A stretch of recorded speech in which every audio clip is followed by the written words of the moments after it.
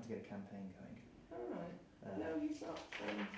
The tone of the debate, I think, causes tensions amongst communities, is very, very unhelpful, does nothing to uplift political debate in this country, and does nothing to address the issues that we really need to be focusing on in the EU referendum debate. And I would say, my view is that the majority of that tone and that content that I think is divisive and unhelpful in the extreme, I don't believe that's in the main come from the Remain camp.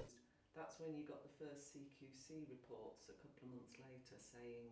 You know, what I would say is if you listen to some of the leading members of the Leave campaign, they say their aim will be to get immigration to this country from anywhere down below the 40,000 mark.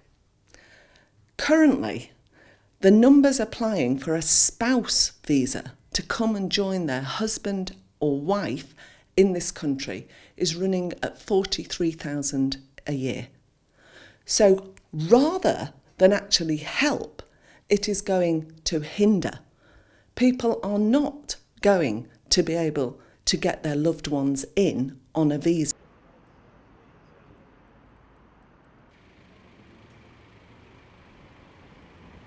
The issue is actually one of fairness and not having discrimination. I don't think that actually Turkish businesses and others that come along in the Ankara Agreement and everything come here, many will say to me locally that they are voting Leave.